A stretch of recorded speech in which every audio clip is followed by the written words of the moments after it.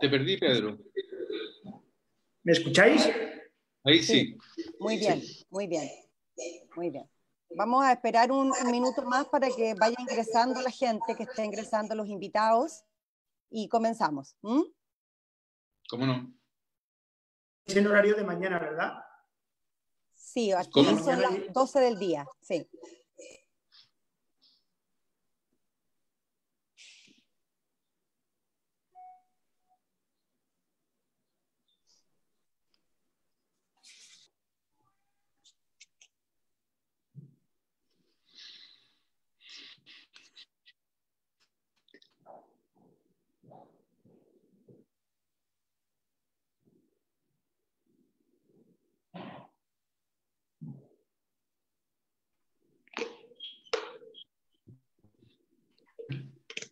Así.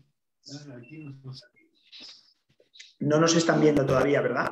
Sí, ya nos están ¿Ah, sí? viendo. Sí, pero Muy bien. estamos esperando porque la gente se está sumando. Perfecto. Así que estamos esperando que se sumen. Vamos a dar inicio, ¿les parece? Sí, cuando quieras. Bueno, damos la bienvenida. Buenas tardes a todos, a todas los que nos están escuchando, a todos los que decidieron vincularse a este conversatorio, la verdad, que tenemos dos interesantes figuras hoy día para poder conversar. Primero vamos a saludar a Luis Eduardo Escobar. Luis Eduardo Escobar, muy buenas tardes. Es economista chileno, miembro activo del Foro por un Desarrollo Justo y Sostenible, un foro que funciona en Chile ya hace un par de años. Muy buenas tardes, Luis Eduardo. Y vamos a presentar también y saludar a Pedro Casares. Pedro, muy buenas tardes. Pedro está en España, entendemos que está en Santander ahora. Es un diputado del PSOE, doctor en Economía, y hoy día portavoz de la Comisión de Asuntos Económicos y Transformación Digital del Congreso de los Diputados. Le agradecemos también la disposición y el tiempo a los dos por participar con nosotros. Probablemente vamos a tener muchas consultas del público, vamos a dejar un espacio para esas consultas. Queremos dar los agradecimientos también por la organización y la coordinación de este seminario a la Fundación por la Democracia. Es una fundación chilena que está vinculado al Partido por la Democracia en Chile, a la Fundación Pablo Iglesias. Muy especialmente vamos a saludar también al núcleo del PSOE en Chile. Vamos a saludar muy cordialmente a los compañeros del Partido Socialista Obrero Español, que probablemente muchos se van a sumar hoy día, y también a los amigos, a los militantes, a los adherentes al Partido por la Democracia, a la cual pertenece la fundación que también nos está invitando a este seminario. Quisimos levantar un seminario. Bueno, mi nombre es Verónica Pinilla, fui invitada también, soy doctora en políticas públicas, políticas sociales y administración, y nos interesaba hacer una mirada un poquito más general, no tan macroeconómica ni tan financiera de cómo salir de la crisis económica, sino más bien una mirada más social, ¿no es cierto?, con la experiencia que ustedes dos tienen. Bueno, Pedro desde su diputación como representante del PSOE, y Luis Eduardo con su larga trayectoria en los temas de economía. La recesión que se nos viene o la recesión que ya estamos enfrentando, esa es la pregunta. ¿Cómo salimos, cómo enfrentamos, cómo salimos de la recesión? Es parte de las grandes preguntas que hoy día se están haciendo, me imagino, tanto los españolas, las españolas, como también los chilenos y todos los que habitan el territorio español y chileno, cómo salimos de esta recesión. Solamente como contexto quiero decir que en el mes de mayo el desempleo llegó a 11,7% en Chile, con un desempleo informal mucho más alto, ¿no es cierto? Tenemos un desempleo de la población migrante que está llegando al 16%, probablemente estas son las cifras de mayo, ya en junio han ido aumentando. y donde vemos que hay una desaceleración importante, no solamente desde la oferta, sino que también, no solamente desde la demanda, sino que también desde la oferta, y vemos que nuestra gran preocupación hoy día, además de enfrentar la epidemia, la pandemia del COVID en España y en Chile, tiene que ver con cómo hoy día enfrentamos esta recesión, donde la mayor parte de los ciudadanos, por lo menos en Chile, está absolutamente confinado. Hoy día ya, desde hoy, vamos a tener la mitad de la población chilena, el 50% de los chilenos van a estar confinados en cuarentenas. España ha estado saliendo de esa situación muy de a poco, con muchas personas fallecidas, lamentando muy fuertemente, pero también con una fuerte decisión política, ¿no es cierto?, de asumir esta recesión de la mejor manera posible. Entonces, vamos a dejar primero 10 minutos para cada uno. Vamos a empezar por Pedro para que nos cuente cómo está viviendo la recesión el pueblo de España, ¿no es cierto?, cómo el PSOE ha estado enfrentando también política y económicamente esta recesión y cuáles son las medidas principales que están pensando poder asumir para salir rápidamente o lo más rápido posible de la crisis económica que se está enfrentando. Vamos a darle 10 minutos a Pedro y después otros 10 minutos a Luis Eduardo para que nos cuente también la situación de Chile, donde también hay hartas novedades sobre acuerdos nacionales. Así que le doy la palabra a Pedro. Pues muchísimas gracias, Verónica. Un placer también compartir este encuentro con Luis Eduardo. Saludos desde España.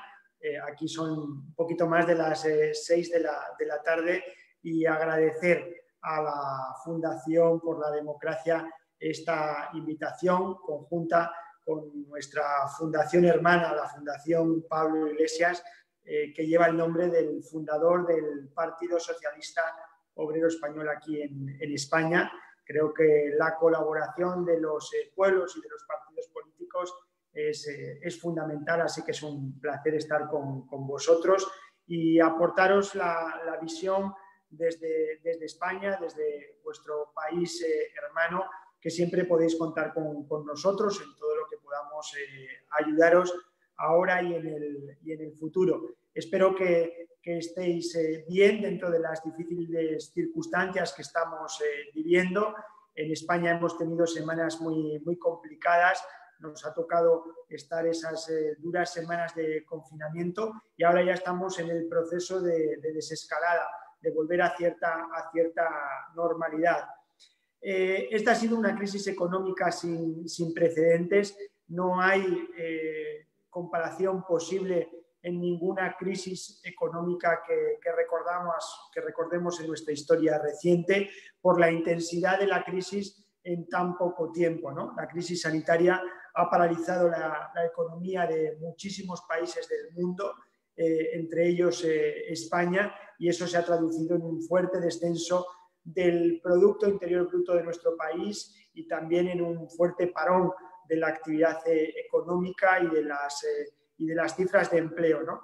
La crisis ha golpeado con fuerza y desde el primer momento la obsesión, la prioridad del gobierno de España ha sido mitigar las consecuencias de la crisis económica. Aquí en España, como sabéis, gobierna el Partido Socialista en un acuerdo de coalición. Nuestro presidente Pedro Sánchez es el secretario general del Partido Socialista Obrero Español y hemos tenido la oportunidad de contar en una situación tan complicada como esta, pues con el liderazgo de un partido como el PSOE progresista, que tenía claro, Verónica, desde el principio que de esta crisis económica no podíamos dejar a nadie atrás. Esa ha sido siempre la prioridad del gobierno socialista en España y además porque estamos convencidos, yo soy el portavoz de Economía y Empresa del Congreso de los Diputados del Partido Socialista, estamos convencidos que gracias a la acción del gobierno se puede conseguir que esta crisis coyuntural no se convierta en una crisis estructural. Antes de la crisis sanitaria, España estaba creciendo por encima de la media de los países de nuestro entorno, de los países europeos. Teníamos un mejor comportamiento del PIB, de la evolución de la creación de empleo, o los tipos de interés de nuestra deuda pública eran muy bajos. Por tanto, las medidas del Gobierno han ido encaminadas a que esta crisis, este shock que ha habido tanto de oferta como de demanda, no se convirtiese en algo mucho más duradero en el tiempo. Así que desde el principio el Gobierno ha tomado medidas para apoyar al sector productivo, al tejido empresarial, para apoyar a los trabajadores y también para apoyar a las familias para evitar esa crisis social, ¿no? El Gobierno ha puesto en marcha, por ejemplo, para apoyar a las empresas, al tejido productivo, una línea de liquidez de avales públicos gestionados directamente por un organismo público. El Instituto de Crédito Oficial de España ha puesto en marcha una línea de liquidez de hasta 100.000 millones de euros para apoyar a las empresas, especialmente a las pequeñas y medianas empresas, para que en este momento que han tenido que cerrar, pues tengan liquidez. Son empresas solventes, pero tienen un problema puntual de liquidez, y el Estado ha puesto en marcha esa línea de avales con un aval público de hasta el 80%, que hace que las condiciones de acceso a esa financiación sean muy buenas. Por otro lado, hemos puesto en marcha desde el Gobierno lo que aquí conocemos como los ERTES, que es una medida de protección a los trabajadores. Como las empresas han cerrado, para que la gente no fuera despedida masivamente, el Estado ha asumido tanto las cotizaciones de las empresas como los sueldos de los trabajadores, y esa medida ha beneficiado a más de 3 millones de trabajadores en España que no podían trabajar y tampoco podían teletrabajar porque sus empresas estaban cerradas, restaurantes, comercios, agencias de viajes, sector del transporte, y entonces el Gobierno con esa medida ha protegido más de 3 millones de puestos de trabajo. Y también el Gobierno ha hecho 2 medidas desde el punto de vista económico muy importantes, que han sido dar una prestación por cese de actividad a personas que trabajan para ellas, que aquí conocemos como los autónomos, y ha dado una prestación a más de 1 millón de autónomos que tampoco podían trabajar. De esta forma, en global, entre todas las prestaciones que ha puesto en marcha el Gobierno socialista en España, se ha cubierto a cerca de 5 millones de personas. Y por último, ha habido muchas medidas de carácter para proteger a las familias, inversión social, becas comedor, lucha decidida contra la pobreza, especialmente la pobreza infantil, medidas contra la violencia de género. Nos parecía muy importante en esta crisis atender toda la parte social, y el Gobierno de España pues ha estado muy comprometido desde el principio con esa idea. Y luego el Gobierno de Pedro Sánchez, el presidente Pedro Sánchez, ha puesto en marcha algo que aprendimos de la crisis anterior. La crisis económica anterior azotó también mucho a países como España, y de aquella crisis las recetas de la derecha, de los partidos de la derecha, fueron recortes en las políticas sociales, en las prestaciones públicas y subidas de impuestos. En esta ocasión, lo que hemos hecho y lo que ha abanderado el Gobierno de España es la implicación de la Unión Europea. Sabéis que España forma parte de la Unión Europea y hemos conseguido, liderado por países como España, trabajar en que la Unión Europea ponga un fondo de reconstrucción para los países más afectados por la pandemia de más de 750.000 millones de euros, que serán en su mayor parte transferencias a los estados más afectados por la crisis sanitaria. Europa se está implicando, hemos conseguido que la salida de Europa sea conjunta, sin dejar también a ningún país por el camino, y en esa línea estamos trabajando gracias al liderazgo de Pedro Sánchez. Y luego también medidas desde el nivel europeo, pues por ejemplo de compra de deuda pública por parte del Banco Central Europeo para controlar la prima de riesgo y los tipos de interés, para que los estados no tengan que pagar un sobrecoste en la financiación de la deuda. Está funcionando esa compra masiva por parte del Banco Central Europeo, y luego medidas también desde el punto de vista de la inyección de liquidez también por parte de Europa a los Estados miembros. Y una cosa que me parece muy importante, Verónica, es algo que el gobierno progresista lo llevaba en su programa de gobierno.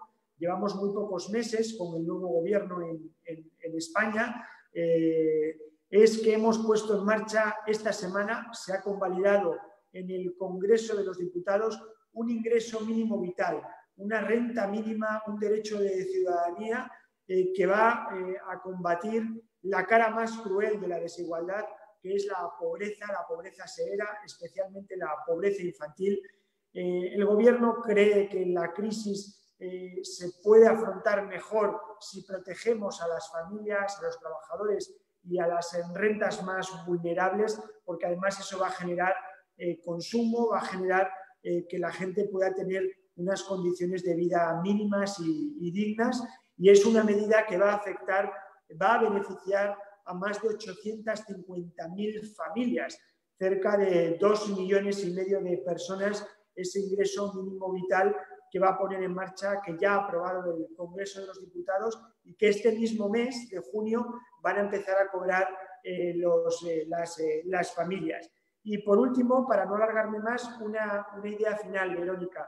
Nos parece fundamental desde el Partido Socialista que trabajemos todos los partidos del Congreso de los Diputados que forman el Parlamento de España unidos en buscar soluciones de país. Y hemos puesto en marcha una comisión de reconstrucción en el Congreso de los Diputados, de la que forman parte todas las fuerzas políticas de España, y en las que llevamos varias semanas trabajando en buscar medidas para favorecer la reactivación económica en 4 ejes, ¿no? Desde el punto de vista de la Unión Europea, desde el punto de vista de las políticas sociales, desde el punto de vista de la sanidad y desde el punto de vista de la reactivación económica. Estamos convencidos de que hace falta el acuerdo, la colaboración de todos, y ese es un empeño personal del presidente Sánchez para intentar salir de esta situación. Si tuviera que resumirlo en una frase, lo que está haciendo el gobierno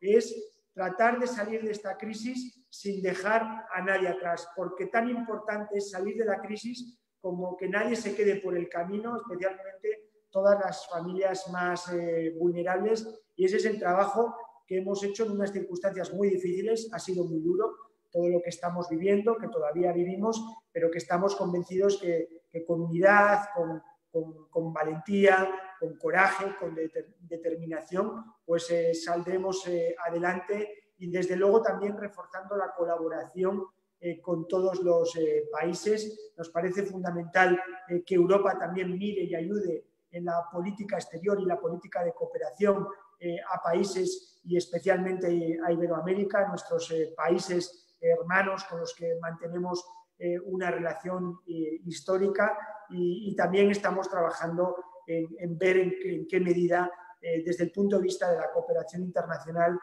podemos ayudar a todos los países, porque esta es una crisis global, no entiende de países, no entiende de ideologías, no entiende de religión, no entiende de ninguna circunstancia, porque nos ha afectado a todos los países por igual. Así que esa es la línea que estamos trabajando estas semanas y estos meses desde España. Interesante. Aseguro que van a haber muchas preguntas en función de la información que nos estás compartiendo sobre cuáles son las medidas que están tomando. Vamos a dejar a Luis Eduardo Escobar y después pasamos a las preguntas. Luis Eduardo, tienes 10 minutos. Muchas gracias, Verónica. ¿Me escuchas bien? Muy bien, sí. Qué bueno. Bueno, en primer lugar, quiero darle las gracias a la Fundación por la Democracia por esta invitación, en particular a Eduardo Báez, el presidente del directorio, y Víctor Barrueto, que es el director ejecutivo.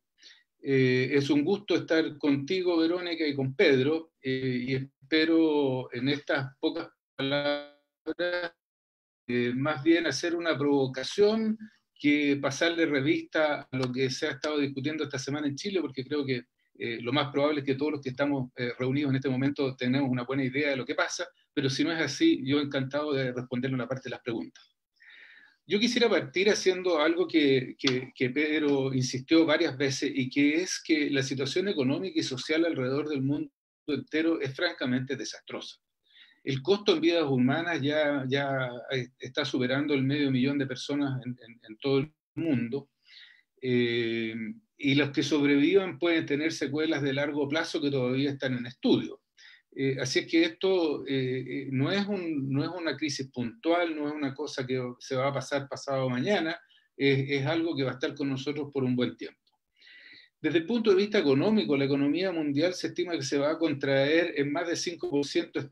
El Fondo Monetario dijo como de 4% en abril, y ahora están anunciando que la próxima semana van a sacar proyecciones que son aún peores que las que habían sacado anteriormente.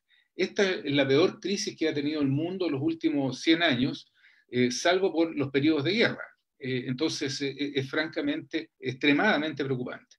Los países individualmente están en muy serias condiciones. Como señalaba Pedro, esto ha golpeado duramente a España. En Alemania la producción manufacturera cayó 18% el mes pasado.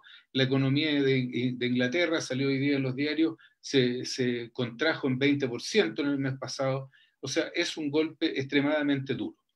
La consecuencia de este shock, que viene por el lado, como decía Pedro, del lado de la oferta y del lado de la demanda de manera simultánea, es que los déficits fiscales de los países han aumentado de manera espectacular, y en la mayor parte de los países desarrollados ya supera el 10% del PIB, y en algunos casos está llegando a 18% del PIB. Esto significa que el endeudamiento de esos países, recordemos que los déficits son iguales al aumento de la deuda, o la disminución de activos. En consecuencia, lo que esto significa es que hay aumentos muy significativos de la deuda pública en todos los países. Y esto tanto es así que los organismos internacionales se han organizado para apoyar decisivamente a los países más débiles y que tengan problemas para hacer los esfuerzos que se requieren para proteger a sus ciudadanos. ¿Qué es lo que pasa en Chile? En Chile las proyecciones son más o menos de que este año la economía se podría contraer entre un 5 y un 8%. Eso es lo peor de la economía chilena desde 1982-83, en que la economía se contrajo en 1983 en 13%. La tasa de desempleo, como decía Verónica, ya supera el 10% en la región metropolitana por lo menos, y las cifras del INE van con mucho rezago por el sistema de promedios que usan, así que las muestran un poco más bajas, pero no mucho más. Y la política de apoyo fiscal a la economía es mucho menor que la que se ejecutó en la gran recesión de 2008-2009, cuando el PIB cayó un 1,6%, que es solo un tercio de lo que se espera de caída para este año, en el caso optimista de que estemos alrededor del 5%. En el 2009, para recordar, se gastaron 11.000 millones de dólares adicionales que venían del Fondo de Estabilización Económica y Social. Y ahora el gobierno está hablando de gastar 3.000 millones de dólares en apoyo a las personas, porque mucho de ese apoyo de los 3.000 millones viene en realidad de reasignaciones fiscales. O sea, están recortando el gasto en algunos temas para poder traspasar estos 3.000 millones de apoyo. Y lo que es más grave dentro de eso es que alrededor de 1.200 millones de este recorte de 3.000, que sería reasignado, es recorte que tiene que ver con la inversión pública, buena parte de lo cual tiene que ver con estudios. O sea, estamos hipotecando las capacidades de recuperación una vez que salgamos de la pandemia. Esta disminución en el empleo y la actividad productiva hace que las familias y las empresas tengan serios problemas y salgan posiblemente endeudadas o quebradas de la pandemia. Tal como señalaba Pedro, el gran esfuerzo debiera ser para apoyar a las empresas y a las familias. Si no apoyamos los ingresos familiares, las familias no tienen los recursos necesarios para comprar sus alimentos, medicinas, etcétera, etcétera. Y como las familias no pueden gastar, las empresas no tienen quien les compre. O sea, ahí tenemos el shock por el lado de la demanda, como se señalaba anteriormente. En principio, entonces, tal como lo están haciendo los españoles, esto se resuelve con transferencias de dinero directa a las familias, líneas de liquidez para las empresas, que, sobre todo aquellas cuyas ventas colapsaron, que están principalmente en el sector servicio y particularmente en el caso de Chile, como en España, en el sector turismo. Los restaurantes están cerrados, los hoteles están cerrados, los servicios personales están cerrados, etcétera, producto de la necesidad de mantener a la gente distanciada y en algunos casos ya en cuarentena.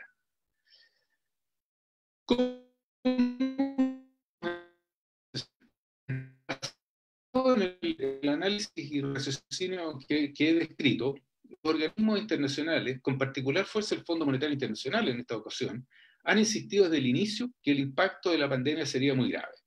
Y como se espera que sea muy grave, y ha sido en la práctica muy serio, los gobiernos entonces tenían la tarea de apoyar a las familias y empresas en todas las medidas de sus posibilidades. Y que los países que no tuvieran la capacidad fiscal para hacerlo podían recurrir al Fondo Monetario Internacional, que solo el fondo, sin hablar del Banco Mundial, el BID, la Corporación Andina de Fomento y otras instituciones internacionales, solo el Fondo Monetario tiene disponible $1 millón de millones de dólares para apoyar estos esfuerzos. Esto, además de una línea de crédito flexible, a la cual ya el Banco Central de Chile accedió hace un par de semanas atrás, que le otorgó al Banco Central la posibilidad de girar 28.000 millones de dólares en cualquier momento durante los próximos 2 años. Lo más grave es que todas estas medidas de las cuales acabo de describir son insuficientes para mitigar totalmente el impacto de la crisis. Es decir, hagamos lo que hagamos, van a haber empresas que no se podrán recuperar porque la composición de la demanda va a haber cambiado y en algunos casos van a ser entonces que esas empresas no sean viables.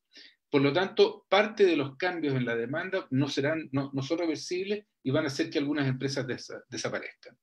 Pensemos en cosas como los vuelos internacionales, los congresos profesionales, los conciertos musicales, las actividades deportivas, que de alguna manera van a tener menos público de lo que han tenido en el pasado y por lo tanto van a tener que disminuir su nivel de actividad.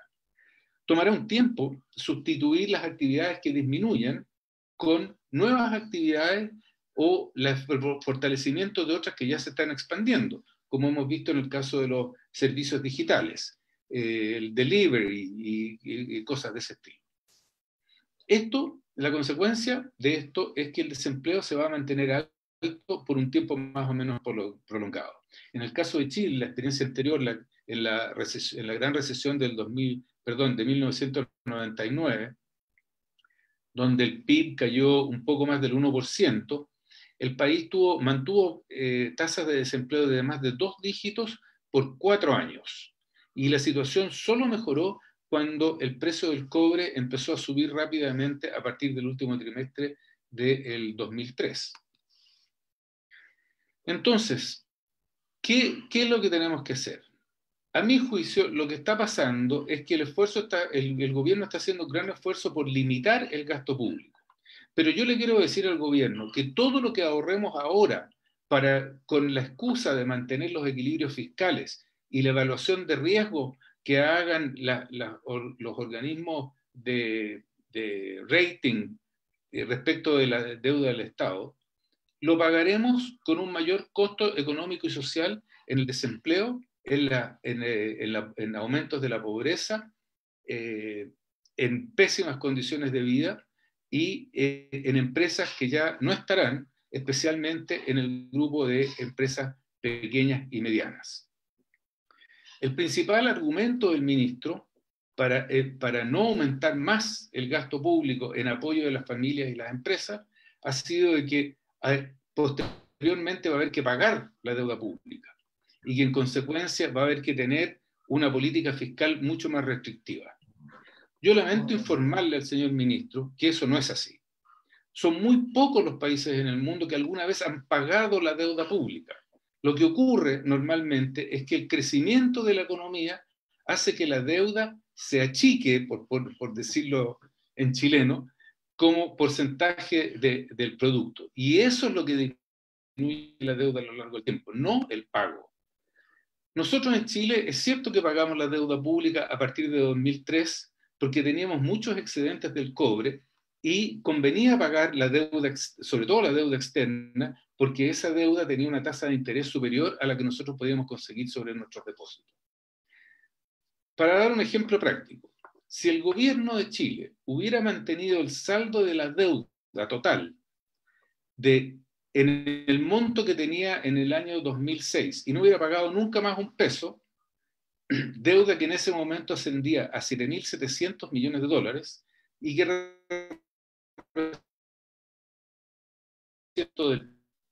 si no hubiera amortizado ni un peso de ahí en adelante, pagando solo los intereses, esa deuda hoy día equivaldría a solo la mitad, 2,6% del PIB, sin haber pagado un peso. Por lo tanto, está claro, digamos, de que no es el tema para Chile y para los países cuya administración financiera ha sido relativamente razonable, el tema no es pagar la deuda, el tema es cómo recuperamos el crecimiento. Y eso es perfectamente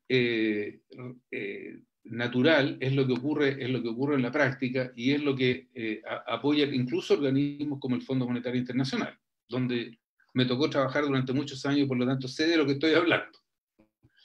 Entonces, ¿cómo salimos de esta recesión? Para contestar en términos generales la pregunta inicial. En primer lugar, y sobre todo, apoyando a las personas, las familias y las empresas. Para eso necesitamos gastar mucho más ahora. Esta discusión que tenemos hoy día entre si vamos a gastar 10.000 millones en 20 meses o 12.000 millones en 24 meses, de los cuales en realidad solo 3.000 millones se van a gastar este año, y eso va a ser producto de la reasignación de gasto público, eso es absolutamente insuficiente y es de una mezquindad que en realidad no tiene nombre, no tiene perdón. Si nosotros no hacemos más para apoyar a las personas ahora, es imposible que las familias de Chile puedan respetar las cuarentenas, salvo en los grupos de más altos ingresos. Y la situación, tanto sanitaria como económica, necesariamente empeorará. Una vez que pase esta crisis... Luis Eduardo, lo que pasa es que... No, sí, lo que podemos hacer es que respecto al tema que estás puntuando termina ahora y después cuando tengas los minutos siguientes puedes volver con tu idea original pues ya te has pasado varios minutos de los 10 minutos y para que podamos volver a Pedro. Entonces, para que cierres ahora y después sigues con tu punto después de un par de preguntas que tenemos. ¿Te parece? Claro. El punto central es que hacerse cargo de las necesidades de las personas es la mejor forma de que Chile salga de esta recesión y construyamos un país que por fin le otorgue a buena parte de su población, que no la ha tenido hasta ahora, una vida decente. Lo que yo quiero insistir es que esta es la tarea económica y política que tenemos por delante y sobre la cual hay que insistir frente al gobierno. Eso es. Muchas gracias. Gracias, Luis Eduardo. Pedro, mira, hay un par de preguntas que tenemos de los invitados. Vamos a entrar ahora a las preguntas y respuestas de ustedes sobre algunas consultas de los invitados, pero antes de eso, volviendo a la idea central de Luis Eduardo, ¿no es cierto?, sobre la cantidad de endeudamiento, ¿tú pudieras, Pedro, hacernos más o menos una comparación de cómo lo está pensando España, cómo cubre de alguna manera el plan de reactivación que se está planificando? Nos contaste de que hay unos fondos que vienen de la Unión Europea, pero específicamente de España, ¿cuánto de impuestos? ¿Hay una discusión de aumento de impuestos? ¿Hay una discusión de reasignaciones en términos de del gasto público? ¿Se está pensando aumentar la deuda pública, entendiendo que también ustedes hace poco tiempo atrás vivieron otra situación económica bien complicada? Entonces, ¿cómo lo está pensando el PSOE? ¿Ah? ¿Hay una postura ordenada al interior del gobierno o esto todavía no está muy claro, digamos? ¿Ah?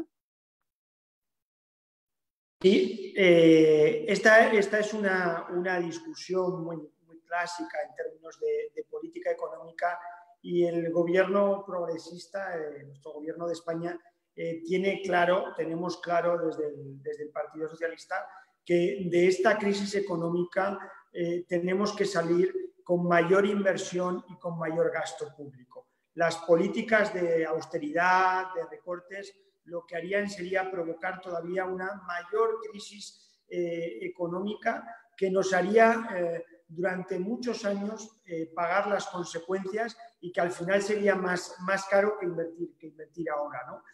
Para que os hagáis una idea, el plan económico del Gobierno de España, el que ha puesto en marcha para hacer frente a las consecuencias económicas y sociales derivadas de la crisis de la COVID-19, va a movilizar del entorno de 200.000 millones de euros, aproximadamente unos 220.000 millones de dólares.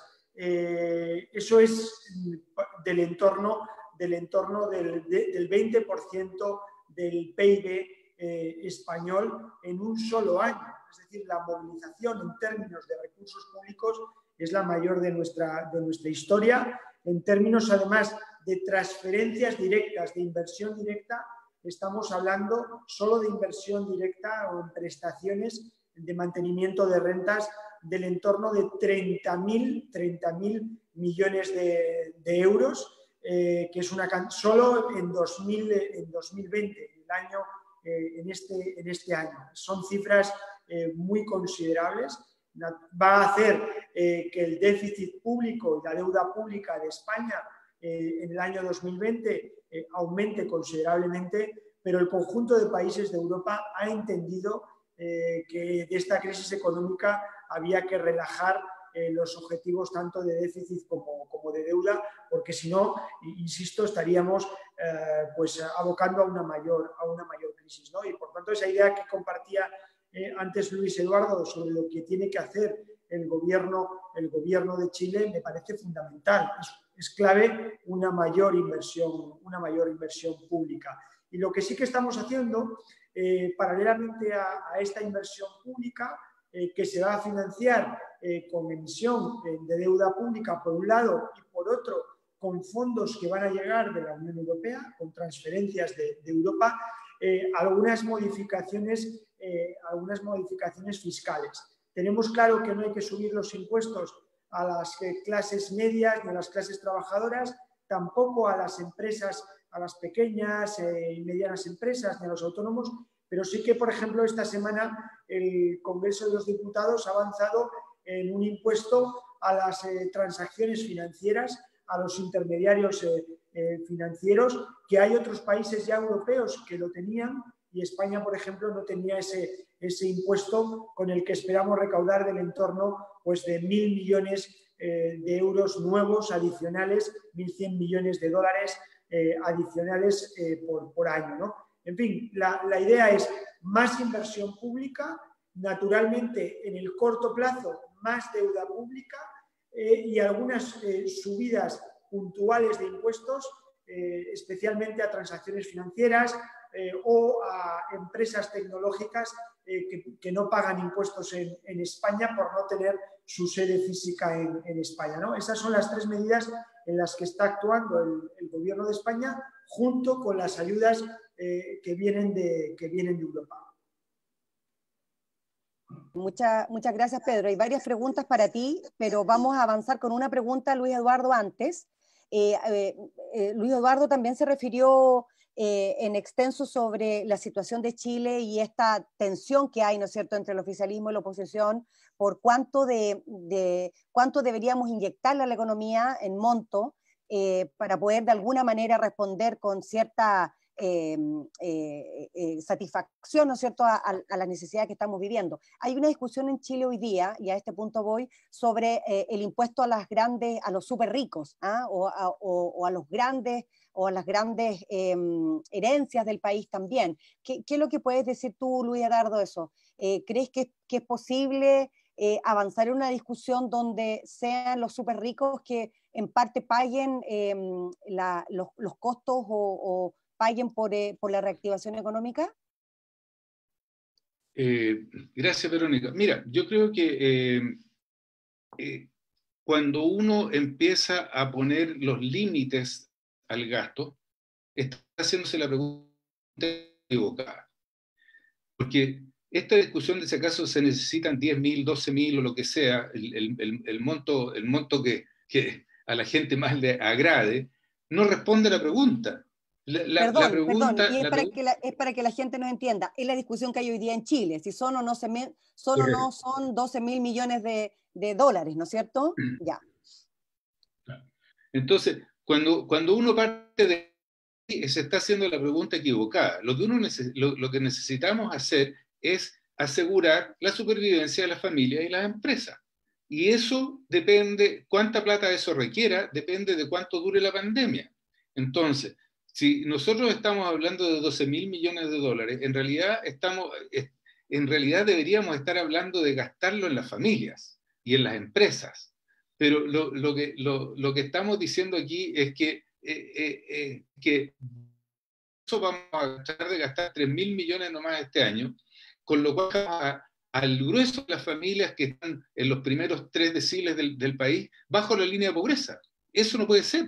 O sea, ¿en qué clase de país vivimos en la cual no nos podemos hacer cargo de nuestra propia gente para tenerlos por lo menos al nivel de la pobreza?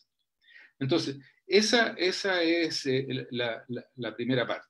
La segunda parte tiene que ver con, claro, ¿qué vamos a hacer? Porque después, y aquí también hay una confusión, ¿qué vamos a hacer en materia de impuestos? Efectivamente va a haber que subir los impuestos posteriormente, pero no tanto por el aumento de la deuda pública en que incurramos en este momento, sino que principalmente porque nos vamos a tener que hacer cargo de aquello que no nos hicimos cargo en periodos anteriores y que resultó en la explosión social de octubre del año pasado. Va a haber que aumentar el gasto público en educación pública, va a haber que aumentar el gasto público en pensiones, va a haber que aumentar el gasto público en salud pública, va a haber que aumentar el gasto público en vivienda y urbanización para que la gente no viva de a 9 en 40 metros cuadrados. Para eso hay que subir los impuestos. Y ahí lo que corresponde es que los más ricos paguen más. ¿De qué forma? Una cosa puede ser el impuesto al patrimonio, hay que estudiarlo con cuidado porque las posibilidades de evasión son muy altas. Pero esa es una línea que hay que estudiar. Hay que estudiar también el tema de los impuestos a las herencias y la forma en que esos se eluden, porque han habido aquí gente de las familias más ricas de este país que declaran patrimonio o que se le estiman patrimonios de varios miles de millones de dólares que han pagado herencias por montos de patrimonio equivalente a 125, 150 millones de dólares. Y me estoy refiriendo a 2 de las familias más que están en los top 10 de las familias más ricas chilenas. Entonces, eso, el impuesto al patrimonio, el impuesto a la herencia, y desde luego, finalmente hay que terminar separando lo que declaran las empresas de lo que declaran las personas. Este sistema semi-integrado que tenemos es el regalo más grande que hay para la acumulación de riqueza, que es exactamente lo que queremos evitar. Eso, gracias, Verónica. Muchas gracias, Luis Eduardo. Hay una pregunta de Rubén Palacio que dice, para aportar al debate, sería interesante saber qué porcentaje del PIB de España se ha destinado a todo este plan de ayuda que estaba mencionando Pedro Casares, ya que en Chile se está debatiendo mucho sobre este monto. ¿Cuánto de porcentaje tienen destinado sobre el PIB, digamos, y cuánto se piensa gastar este año, Pedro? Sí, bueno, un saludo a Rubén, que es conocido de Cantabria, de una región aquí en el norte de España, de donde procede. Lo decía antes, el Gobierno tiene previsto movilizar entre liquidez a empresas, prestaciones, mantenimiento de renta, hasta 200.000 millones de euros. En términos muy globales, el PIB español es del entorno del billón de euros, por tanto estaríamos hablando del entorno del 20% del PIB, ¿no? En ayudas directas, en transferencias directas, en mantenimiento de rentas, estamos hablando del entorno de 30.000 millones de euros solo en 2020, cifras de 2020. A partir de ahí se manejan la previsión del Gobierno de España, en ese trabajo que estaba haciendo con la Unión Europea, de que puedan llegar a España fondos adicionales del entorno de 140.000 millones de euros de fondos adicionales a lo largo de este año y probablemente de los dos siguientes años. A mí me parece fundamental que aprendamos de las crisis del pasado y que de esta crisis económica, si queremos salir reforzados y con una protección social, especialmente a las familias y a la clase trabajadora de nuestros países, de Chile o de España, de que hagamos inversión pública y de que protejamos a la clase trabajadora. Para que os hagáis también una idea, esta semana que comentaba antes, en España se ha aprobado por ley en el Congreso de los Diputados el ingreso mínimo vital, ¿no? Un ingreso de ciudadanía, un ingreso mínimo a la ciudadanía.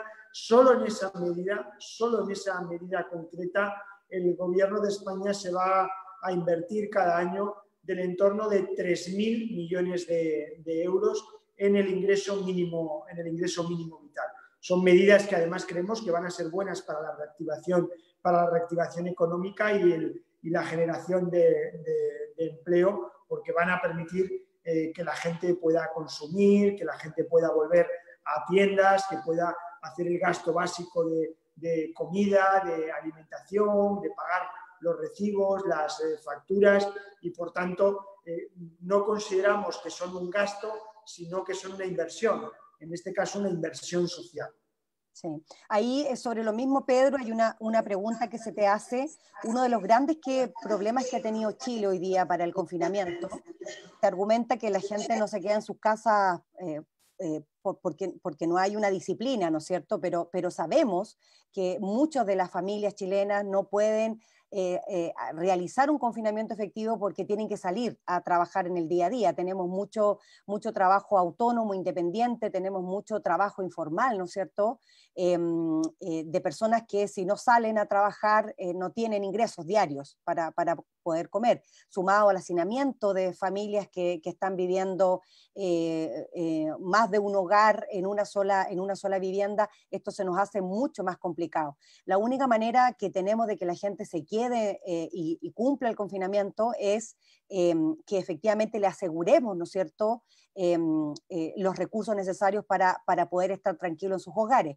Y aquí la pregunta que te hace Víctor Hugo Montalva es, si puedes mencionar el monto, dijiste el monto total, pero más o menos cuánto va a llegar en monto a cada familia de este ingreso mínimo vital y por cuántos meses ustedes están pensando entregar esos recursos a las familias. Bien, nosotros ahí hemos hecho dos tipos de medidas desde España. Una es el ingreso mínimo vital, que es una medida que ha llegado para quedarse. Es decir, nace en un contexto difícil, en esta difícil situación económica y social, pero la idea es que tenga permanencia en el tiempo. Es un nuevo pilar de nuestro estado del bienestar. Va a ser un ingreso mínimo que se va a garantizar a las familias y se va a mantener después de la pandemia.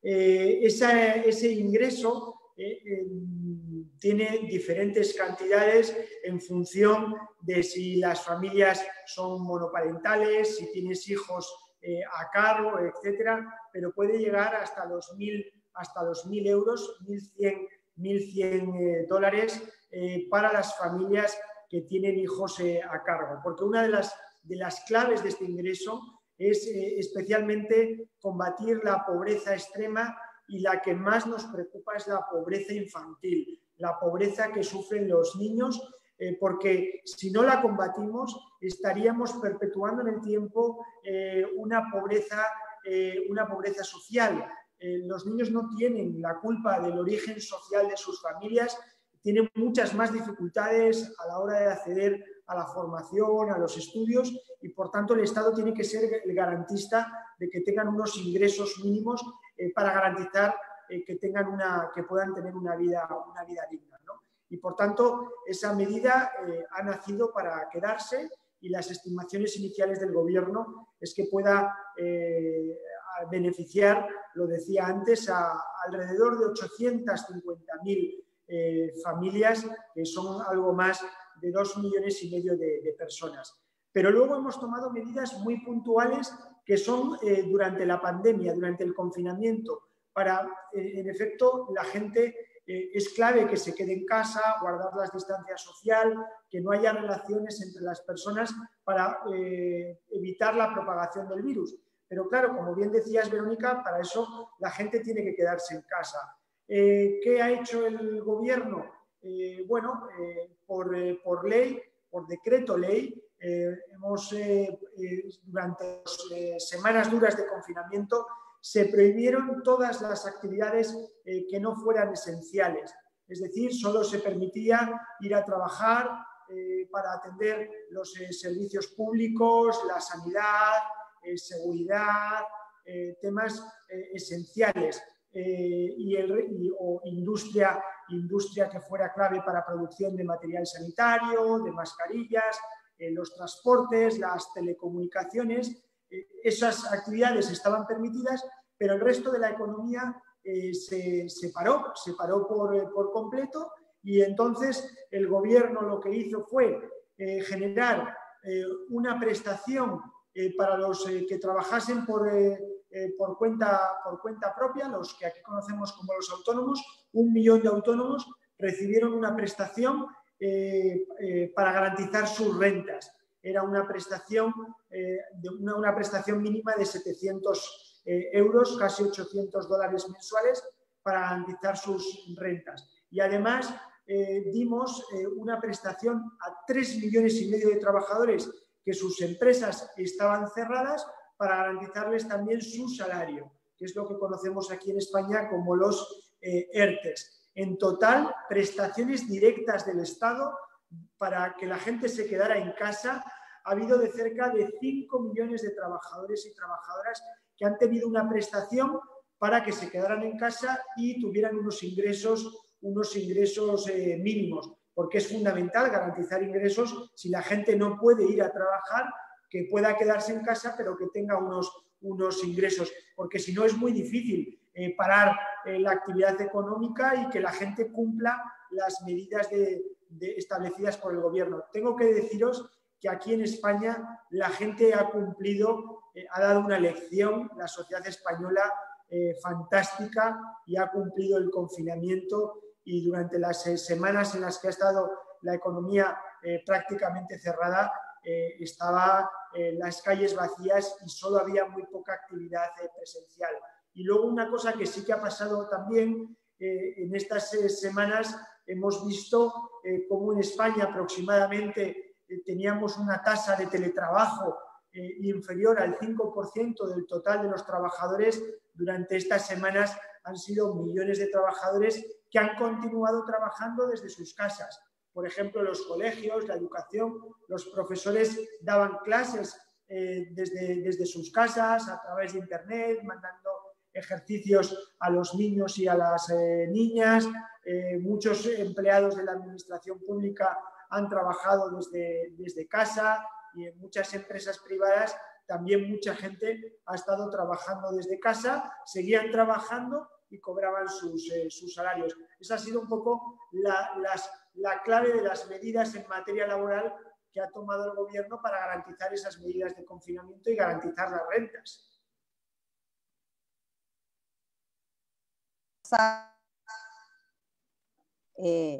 Perdón, vamos a pasar a la etapa de cierre después para que cada uno tenga cinco minutos para cerrar sus ideas principales. Luis Eduardo, ¿ha habido una intención, una carta transversal de diversos sectores que están pidiendo que el Estado chileno, al pensar en reactivación, incorpore una mirada de una economía más sostenible? De hecho, la misma Unión Europea ha dicho que no es posible reactivar si estamos dejando deudas no solamente económicas, sino además sociales y medioambientales a las generaciones que en el futuro van a tener que pagar por esa misma reactivación. ¿Cómo lo ves tú en Chile? ¿Cómo puedes contarle algo a la audiencia sobre esa discusión? Mira, a ver, déjame primero aportar un numerito corto sobre la pregunta de qué porcentaje del PIB representa el gasto que se ha hecho en España. Las transferencias directas, según los datos que acaba de dar Pedro, serían equivalentes más o menos a 3% del PIB, las que se van a hacer este año. En Chile las que están consideradas son menos de 1. Entonces, para que, digamos, y eso, el porcentaje del PIB es en relación al tamaño de la economía, no estamos hablando de montos absolutos. Bueno, a ver, respecto a la economía sostenible, hay una gran discusión de que si cuando salgamos de esto, ¿cómo lo vamos a hacer? Yo veo con mucha preocupación algunas de las propuestas que está haciendo actualmente los grupos empresariales, incluso algunos de los economistas que participaron en esta reunión con el gobierno, de acelerar los procesos de aprobación de proyectos, sobre todo en materias ambientales. Porque la verdad es que sí, es cierto que los procesos en Chile son relativamente largos, pero no son muchos, no están fuera de línea con lo que se hace en otros países del mundo.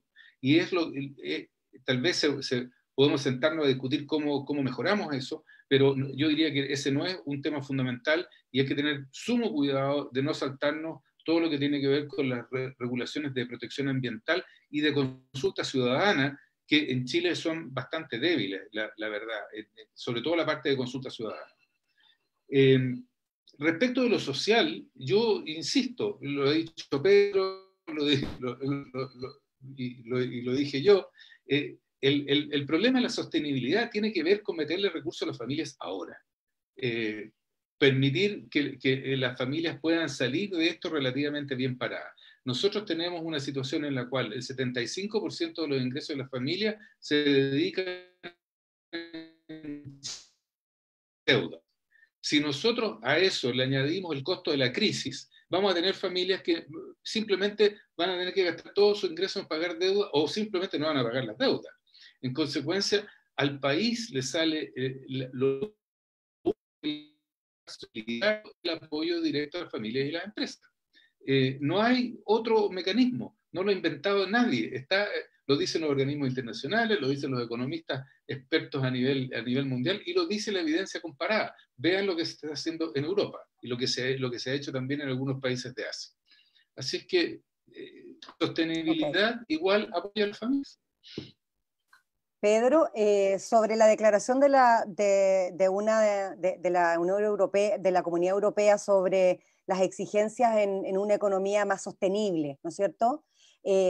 España ya ha avanzado mucho sobre los procesos productivos, cómo fortalecer esa herramienta.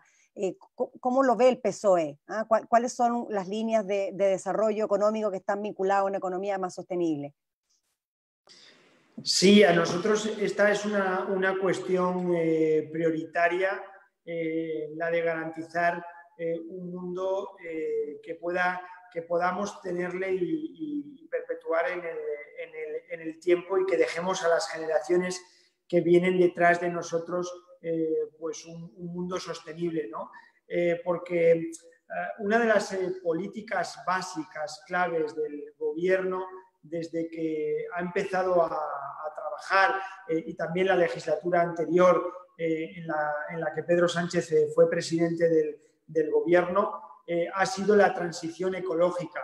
Creamos, de hecho, una vicepresidencia del gobierno para todos los temas de transición ecológica y en estas semanas el gobierno ha aprobado el proyecto de ley de cambio climático que constituye ese proyecto de ley del Gobierno el mayor avance en materia de sostenibilidad que ha dado España en nuestros 40 años de democracia. Queremos avanzar hacia una economía neutra en emisiones, una economía 100% que garantice unas energías renovables, que apueste por la reducción de nuestros residuos y también hemos aprobado una estrategia de economía circular, ¿no? Precisamente para reducir los residuos que generamos.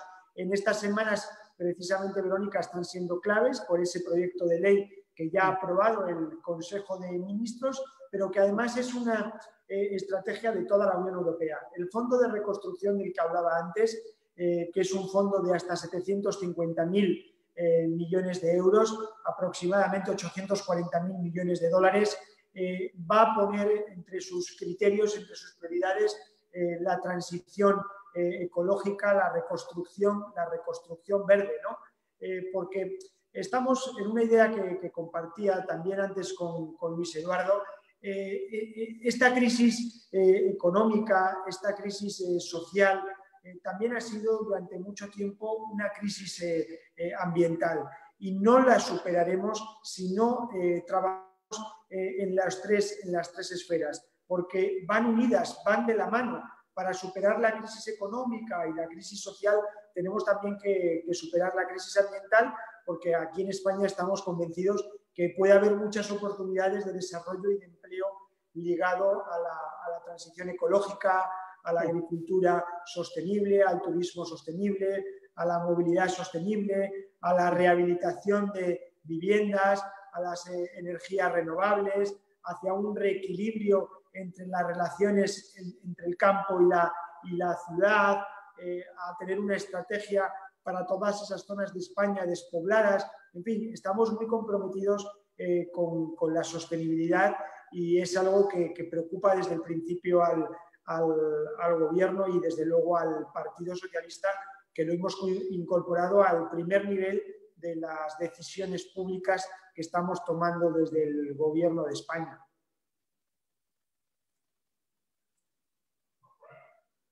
De nuestra manera de entender la economía, ¿no es cierto?, y la sociedad. Estamos ya casi terminando, vamos a dejar 5 minutos para Luis Eduardo y para Pedro, para que puedan terminar con alguna idea que les haya quedado dando vuelta o que quieran fortalecer en estos últimos minutos antes de cerrar. Así que Luis Eduardo, te cedo la palabra. Gracias. Yo quiero sobre todo enfatizar la importancia de mantener lo más posible a la gente por encima de la línea de la pobreza. Eso es central. Lo que está en discusión hoy día en Chile en realidad son migajas para las familias que están en mala situación económica y que vienen en esa situación desde hace mucho tiempo. Y esa discusión va a ser muy importante en el Parlamento en los próximos días, ya que se supone que hoy día el gobierno iba a cerrar algún tipo de acuerdo para enviarlo al Parlamento en las partes que sea necesario. Así que ahí veremos qué es lo que se hace. Mirando hacia el futuro, yo creo que es bien importante hacer algunas de las cosas que se han estado discutiendo, como por ejemplo acelerar los proyectos de inversión pública, facilitar en lo que se pueda los proyectos de inversión privada, empezar a discutir seriamente qué es lo que vamos a hacer en materia ambiental. No puede ser de que tengamos estas zonas como ventanas, altos pisos y otras. De sacrificio, las zonas de sacrificio. Verdaderos basureros en los cuales tenemos sometidos a la población de los alrededores a las peores condiciones sanitarias que por lo demás superan los rangos legales. Entonces aquí estamos en una situación que es francamente insólita desde ese punto de vista. Y muchas veces con apoyo del gobierno, no solo de sino que de gobiernos anteriores. Bueno, entonces yo creo que en definitiva gran parte de esta discusión la vamos a tener en torno al tema de la Constitución y la reforma constitucional, porque de alguna manera tenemos que llegar a un nuevo acuerdo social y político que nos permita reimpulsar el crecimiento de la economía chilena. Nosotros ya llevábamos 10 años en los cuales la tasa de crecimiento de la economía chilena venía disminuyendo para terminar en 1,1% de crecimiento el año pasado. Eso es peor que lo que ocurre en los países desarrollados, que se supone que crecen más lentamente porque ya están muy desarrollados. Nosotros deberíamos estar pensando en crecer a tasas del 5% o por encima de eso por los próximos 20 años. Y eso requiere un acuerdo social y político nacional que ojalá se dé en el contexto de la Constitución y que nos permita mejorar la calidad de vida de todos los chilenos. Y la urgencia es ahora. Y como dice el dicho, si no es ahora, ¿cuándo? Y si no somos nosotros, ¿quiénes? Muchas gracias. Gracias, Luis Eduardo. Pedro, por favor, queremos escucharte tus últimas palabras. Muchas gracias, Verónica. Yo quiero empezar por esta última idea de Luis Eduardo. Me parece fundamental.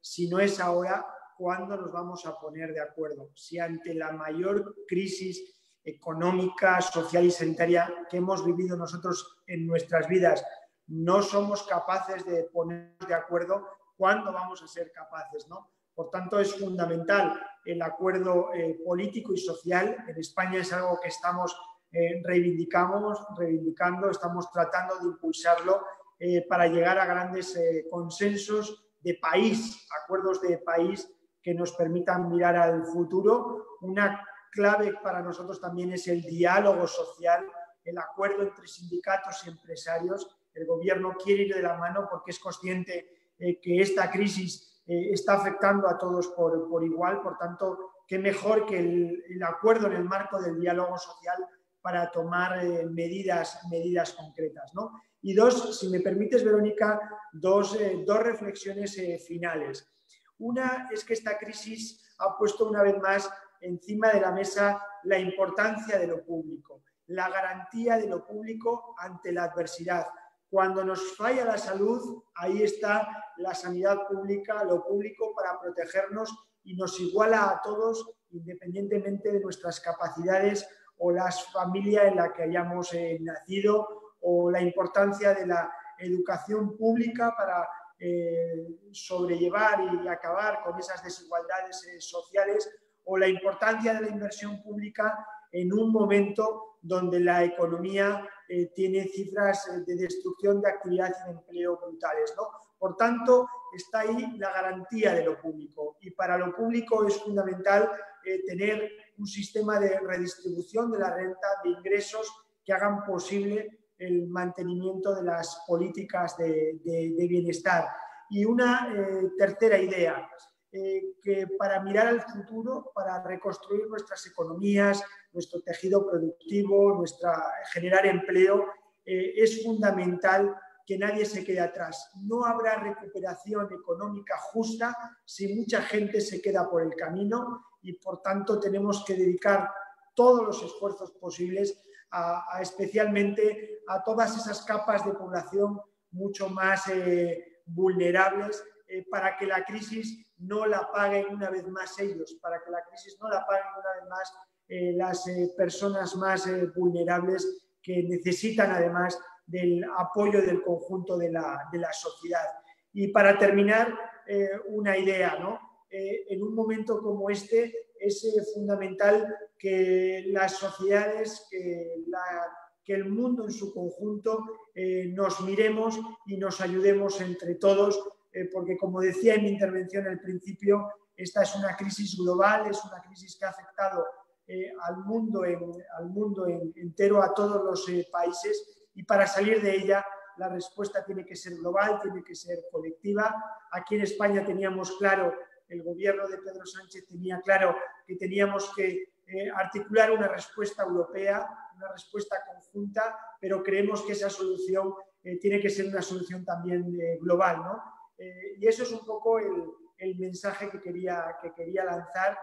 que si hacemos las cosas bien, que si apostamos por lo público, por inversión social, si miramos a las personas que más necesitan de la política, hay esperanza y esta dura crisis económica y social pronto, lo más pronto posible, será un mal recuerdo para pasar a una etapa de oportunidades. Pero para eso es fundamental tener una mirada progresista de esas soluciones que requieren de forma global el mundo.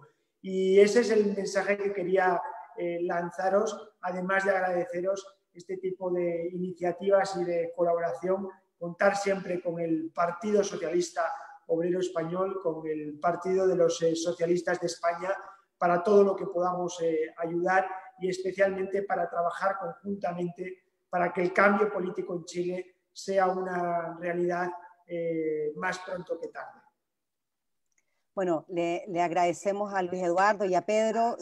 Sin duda, para los que nos están escuchando y para aquellos que van a ver esta grabación después, la posibilidad de, primero, de tener un análisis tan pormenorizado, tan económicamente adecuado como lo hace Luis Eduardo es sin duda una tremenda ganancia, pero además la posibilidad de compararnos y de saber qué está pasando en otros países también, de saber cómo se está enfrentando desde una mirada socialista, ¿no es cierto?, de un partido que está tratando de incorporar la mayor cantidad de variables, como dice Pedro, que nadie se quede atrás. En el caso de Chile, si bien la pandemia es una pandemia que le puede tocar a todos por igual, las consecuencias igual son de clase.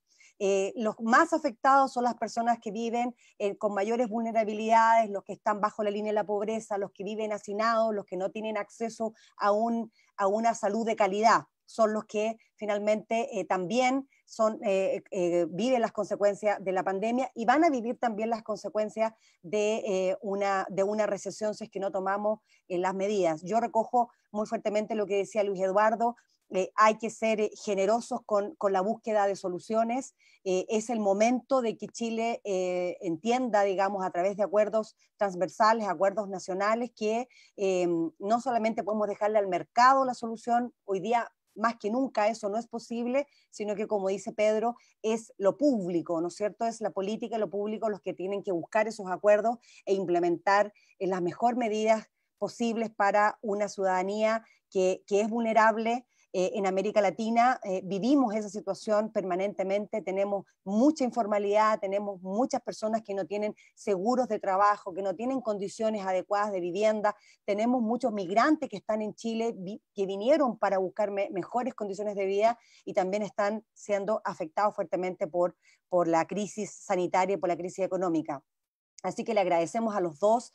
Sin duda estas conversaciones nos ayudan mucho a pensar cómo debe ser la discusión en Chile, hacia dónde tenemos que apuntar, ¿no es cierto?, nuestros esfuerzos políticos y sociales para, como decía Pedro, no solamente salir de la crisis, sino que además alcanzar modelos más eficientes, un mejor gasto público, pero también una mejor solución de largo plazo. Así que le agradecemos a la Fundación por la Democracia, le agradecemos a la Fundación Pablo Iglesias, le agradecemos al PSOE también por la oportunidad que a través de Pedro Casares pudimos conocer cuáles son sus posturas y cuáles son sus defensas políticas hoy día y económicas, y también al Partido por la Democracia por tener la oportunidad de tener esta discusión hoy día. Vamos a intentar, ¿no es cierto?, seguir en contacto con ustedes, Pedro. Sin duda estamos todos alertas de lo que está pasando en España. España es de alguna manera una mirada que es obligada para los chilenos y saber de primera línea lo que está, de las decisiones que se están tomando es parte de lo que nos interesa conocer. Así que muchas gracias a todos, también a los participantes, a los que hoy día nos están escuchando y a los que van a ver también este video en el futuro. Así que tengan un muy buen día, una muy buena tarde para los españolas y españolas y posteriormente vamos a seguir con conversaciones internacionales entre la Fundación Pablo Iglesias y la Fundación por la Democracia y al núcleo del PSOE en Chile, que también ha estado muy interesado en seguir apoyándonos en estas actividades. Así que muchas gracias a todos y a todas. Un fuerte abrazo desde España. Muchas gracias, gusto conocerte. Igualmente. Muchas gracias, hasta luego, que estén muy bien todos y todas.